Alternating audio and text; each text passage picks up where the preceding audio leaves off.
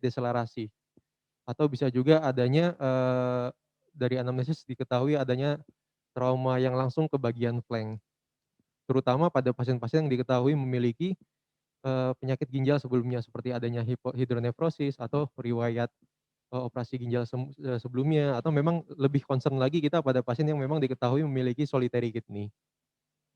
Yang perlu kita assess pertama kali adalah vital sign, di mana kita harus menentukan apakah pasien ini secara hemodinamik stabil atau tidak.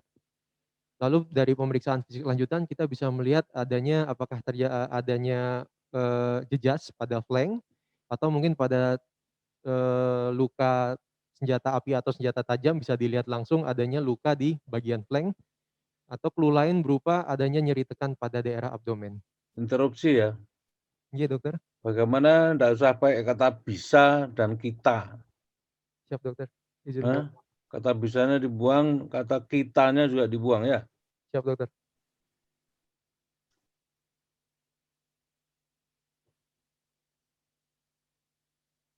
Izin saya lanjutkan dokter. Dari pemeriksaan, laboratori, dari kita diperiksa urinalisis, hematokrit dan, nilai kreatinin yang merupakan pemeriksaan yang cukup penting. Untuk pemeriksaan dari hematuria bisa ketahui untuk, kecurigaan apakah terjadi trauma ginjal atau tidak. Namun, hematuria ini bisa juga tidak ditemukan pada pasien yang memiliki Saya sudah trauma. bilang ya, jangan pakai kata bisa. Siap dokter, Ngerti nggak? siap dokter. Izin saya lanjutkan dokter, mohon maaf dokter. Hematuria itu sendiri dapat disebabkan, akibat adanya, eee, penyakit ginjal yang memang sudah ada sebelumnya. Dari pemeriksaan urin dipstick, dapat didapatkan hematuria, dan merupakan, salah satu opsi yang dapat secara cepat mengevaluasi adanya hematuria atau tidak. Namun, untuk pemeriksaan urin dipstick ini sendiri, dapat menimbulkan hasil false negatif yang, berkisar di angka 3-10%. Kemudian dapat kita dapatkan peningkatan, kreatinin yang juga dapat merupakan akibat dari penyakit ginjal yang sebelumnya sudah diderita oleh pasien. Next.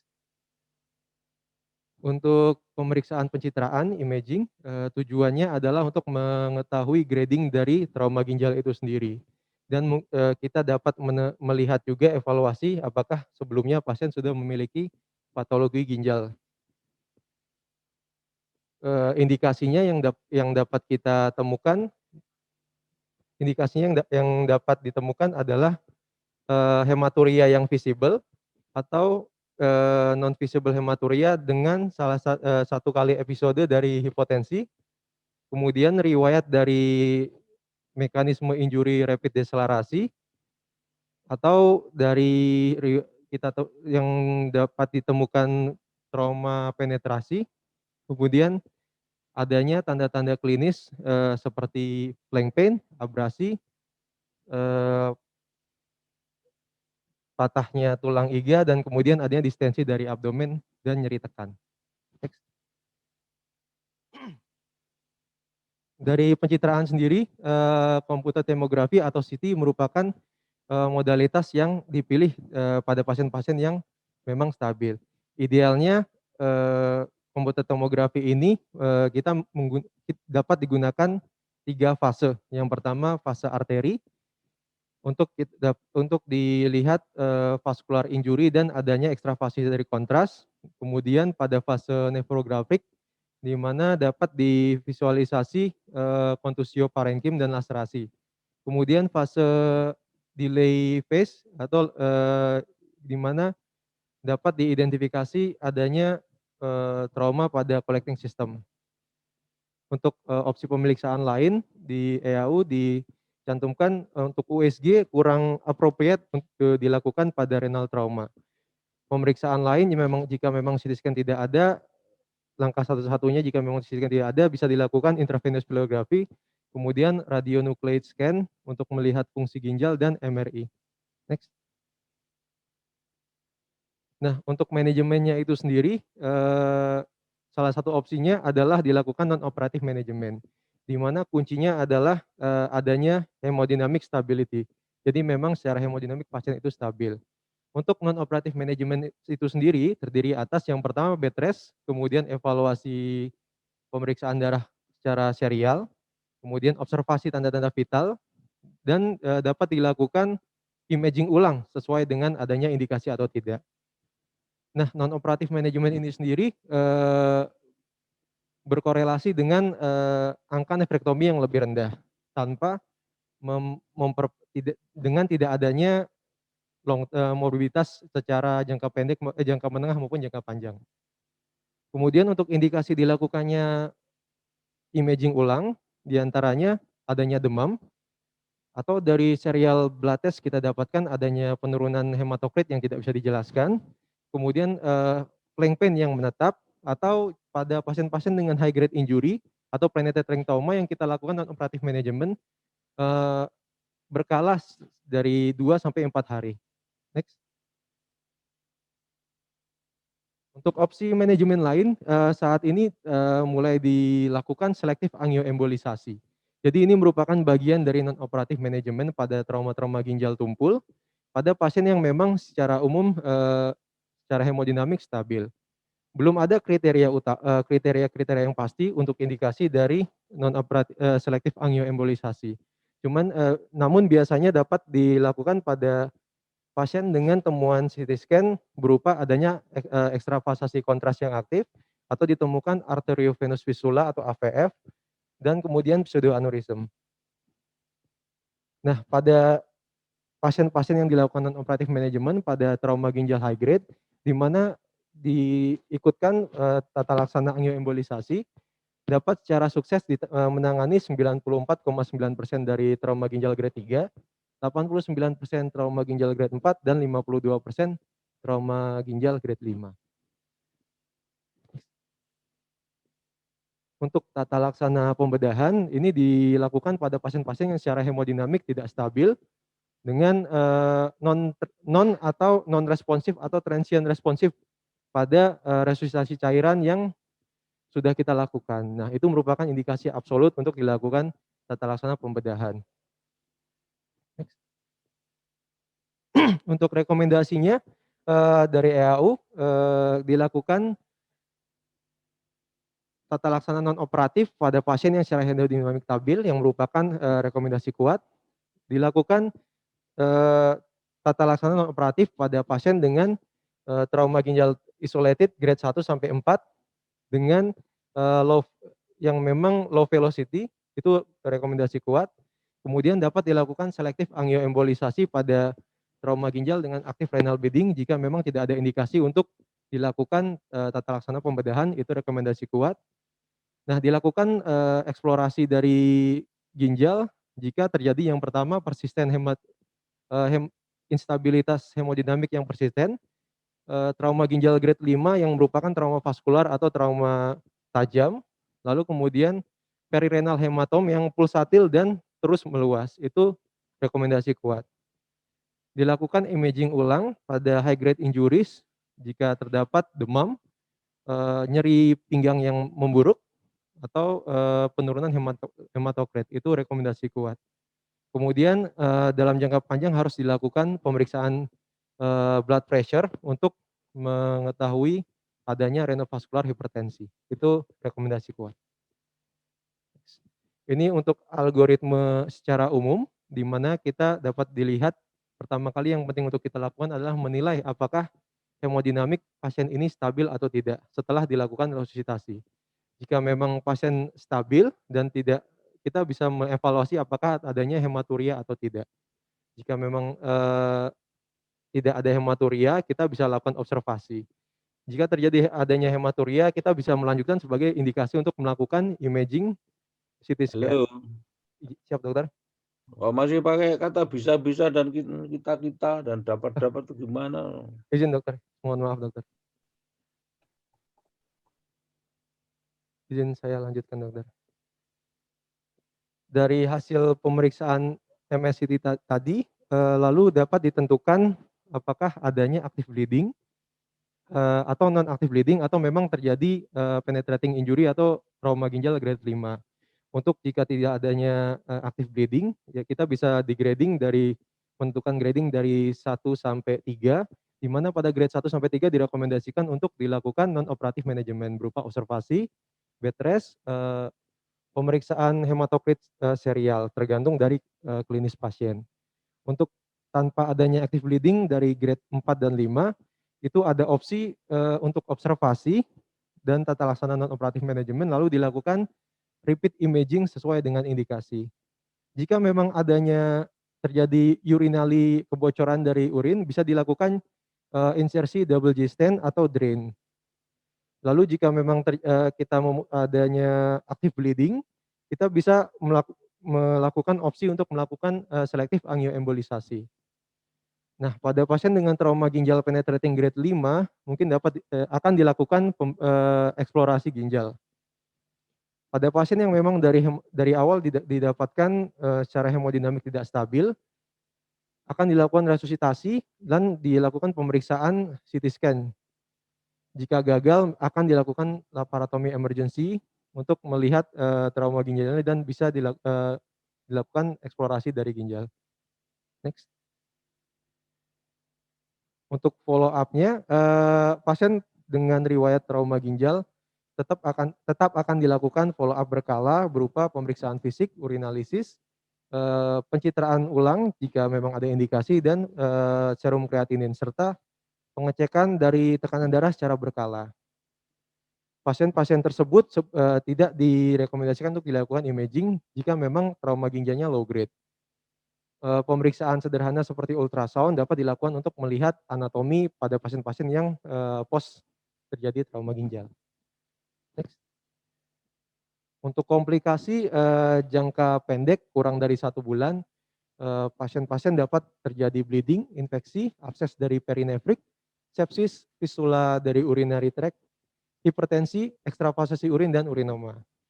Namun bisa juga terjadi komplikasi, jangka panjang di mana lebih dari 1 bulan itu masih bisa terjadi bleeding, hidronefrosis, lebih mudah terjadi kalkulus, kronik pyelonefritis, hipertensi, arteriovenous fistula, hidronefrosis dan pseudoaneurysm. Next. Izin saya lanjutkan dokter ke ureteral trauma. Untuk kasus ureteral trauma ini sendiri, merupakan kasus yang cukup jarang di mana hanya terjadi 1 sampai 2,5% dari, trauma urinary tract secara keseluruhan. Di mana, trauma tersebut kebanyakan disebabkan oleh iatrogenik sekitar 80% dari kasus. Nah pasien harus kita curigai menderita ureteral trauma pada pasien pasien yang datang dengan, penetrating abdominal injury atau bisa juga pada pasien trauma tumpul dengan mekanisme injury berupa deslarasi. Kebanyakan pasien-pasien dengan ureteral trauma ini, ditemukan terdiagnosis, saat intraoperatif. Namun bisa juga pada kebanyakan kasus trauma tumpul itu karena, eee, gambaran klinisnya tidak ter-assess dengan baik, dari diagnosisnya itu sendiri jadi tertunda. Nah, untuk mekanismenya yang paling sering adalah iatrogenik di mana, pada prosedur-prosedur of Jean yang paling sering di mana, ureter itu bisa terligasi atau bisa juga, terjahit atau bisa juga crushing dengan klem dari, saat selama tindakan, bisa parsial atau transeksi total, bisa juga terkauter thermal injury, atau bisa juga vaskularisasinya, terganggu akibat dari ekstensifnya, tindakan dari yang kita lakukan. Next. Untuk diagnosis, dari clinical diagnosis biasanya ya untuk clinical diagnosis, kebanyakan kasus itu, terjadi pada pasien dengan trauma abdomen atau trauma pelvic yang cukup parah. Di mana temuan hematuria itu juga tidak dapat dijadikan indikator, di mana hanya terjadi sekitar hematuria hanya terjadi pada 50 sampai 75% pasien yang menderita ureteral trauma. Biasanya pada pasien yang trauma ureternya itu iatrogenik, dapat ditemukan langsung, duranta operasi.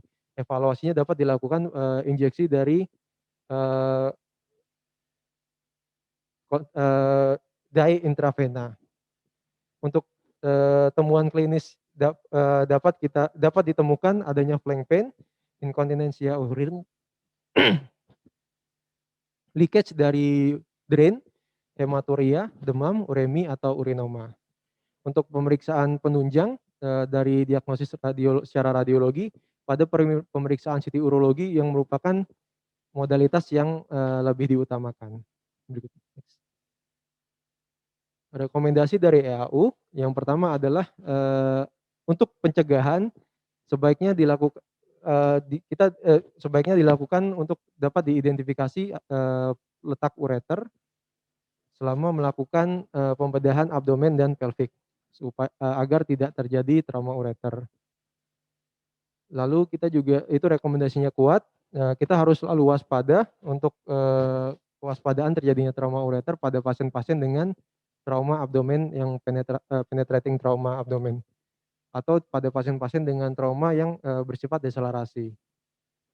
Untuk pada pasien-pasien yang akan dilakukan, pembedahan dapat dilakukan, stenting sebagai pencegahan.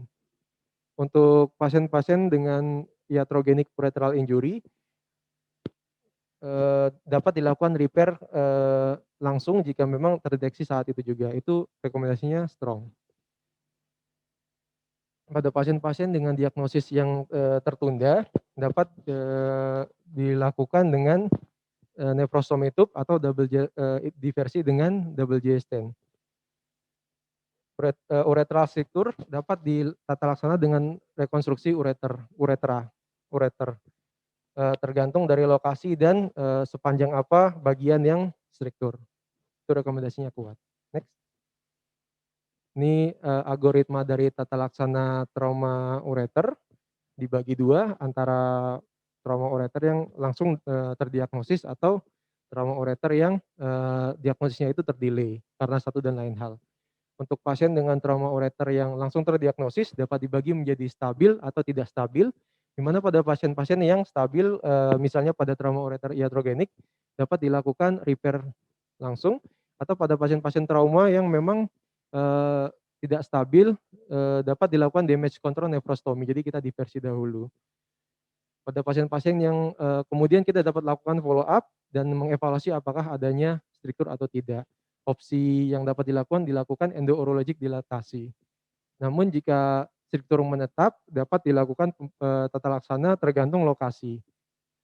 Namun jika tetap gagal juga dapat dilakukan, rekonstruksi berupa graft ureteroplasti, intestinal interposisi, atau autotransplant. Next. Izin berikutnya saya, tentang bladder trauma. Jadi pasien dengan bladder trauma, pasien dengan bladder trauma kebanyakan memiliki fraktur pelvis, di mana sekitar 60 sampai 90% dari pasien yang bladder trauma itu, memiliki fraktur pelvis. Jadi pasien-pasien dengan fraktur pelvis itu sendiri 3,2 sampai 36%-nya memiliki bladder trauma. Nah, untuk bladder trauma ini sendiri kita bagi menjadi ekstraperitoneal ataupun intraperitoneal. Di mana pada bladder trauma ekstraperitoneal itu hampir selalu disebabkan atau berkaitan dengan adanya pelvic fracture. Sedangkan pada bladder trauma intraperitoneal itu cukup jarang, namun dapat dijelaskan mekanismenya adalah adanya peningkatan tekanan intravesika yang mendadak pada pasien-pasien yang memang saat itu bladder-nya sedang terdistensi dan mendapatkan, trauma pada pelvis atau lower abdomen. Berikutnya.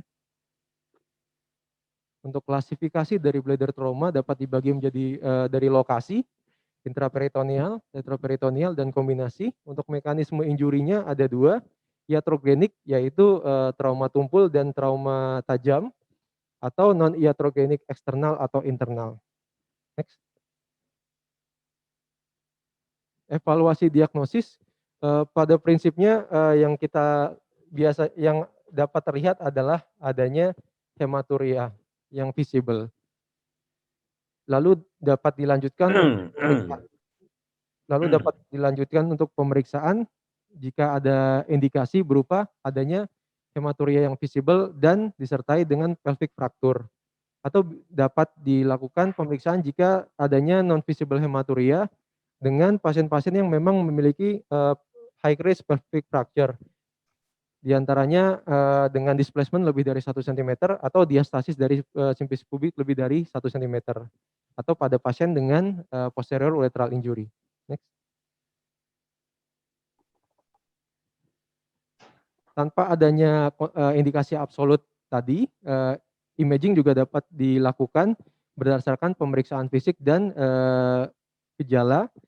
Di antaranya yang pertama tidak dapatnya berkemih atau urine output yang tidak adekuat, adanya nyeri abdomen atau distensi akibat urinary ascites atau didapatkan tanda urinary ascites pada pemeriksaan abdomen, uremia dan peningkatan kreatinin level, atau ada didapatkan,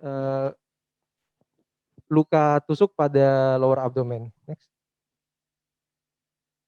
Imaging dapat dilakukan sistografi, sistoskopi, dan USG. Next. Rekomendasi pada bladder trauma dapat dilakukan sistografi pada pasien dengan hematuria dan pelvic fracture, sistografi pada pasien dengan iatrogenic bladder injury. Pada setting postoperatif dapat dilakukan sistografi dengan active retrograde filling dari bladder dengan kontras yang terdilusi, sistoskopi untuk melihat mengeksklusi bladder injury, kemudian dapat dilakukan trauma yang uncomplicated dengan secara konservatif. Untuk trauma ekstraperitoneal, dilakukan operasi pada pasien dengan bladder neck involvement atau injury lain yang membutuhkan tata laksana operasi. Untuk tata laksana pasien dengan bladder trauma intraperitoneal harus dilakukan surgical abrasi dan repair. Next. Untuk tata laksana konservatif terdiri atas observasi klinis, drainase dari bladder, dan antibiotik profilaksis. Itu dapat dilakukan pada pasien dengan extraperitoneal injury. Namun dapat juga dilakukan pada pasien dengan intraperitoneal injury pasca yang memang mekanismenya pasca turbete atau operasi lain di mana tidak terdapat peritonitis atau ileus. Next. Untuk tata laksana pembedahan dilakukan dengan absorbable suture. Dari EAU didapatkan data bahwa tidak ada bukti bahwa 2 layer watertight itu lebih bagus dibandingkan single layer closure. Untuk ruptur ekstraperitoneal yang terkait involvement dari bladder neck atau adanya bone fragment pada dinding buli atau adanya rectal atau vaginal injury dapat dilakukan intervensi pembedahan. Intraperitoneal rupture akan dilakukan tata laksana pembedahan karena ada resiko peritonitis, sepsis, dan bisa menimbulkan mortalitas. Next. Untuk follow up dapat dilakukan continuous bladder drainage dan evaluasi sistografi. Next. Ya, saya lanjutkan dengan ureter trauma. Untuk ureter trauma sendiri dibagi menjadi anterior dan posterior, di mana untuk anterior yang paling sering adalah bulbar uretra, dan pada posterior itu eksklusif terjadi terkait pelvic fracture. Walaupun jarang didapatkan juga trauma uretra pada wanita yang biasanya terjadi saat melahirkan. Next. Untuk evaluasi diagnosis, meatal bleeding adalah tanda kardinal. Pasien tidak bisa berkemih, hematuria, nyeri saat berkemih, dapat terjadi urine ekstravasasi yang menimbulkan skrotal, penile, atau perineal swelling dan ekimosis. Next.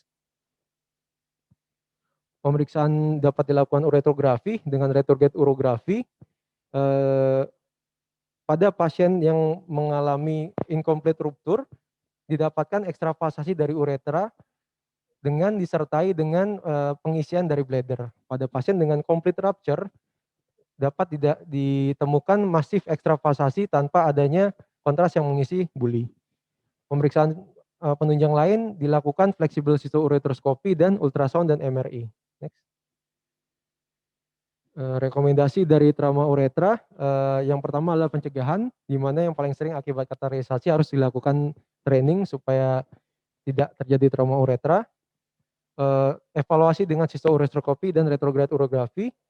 Kemudian untuk trauma uretra iatrogenik dapat dilakukan diversi transuretra atau suprapubik.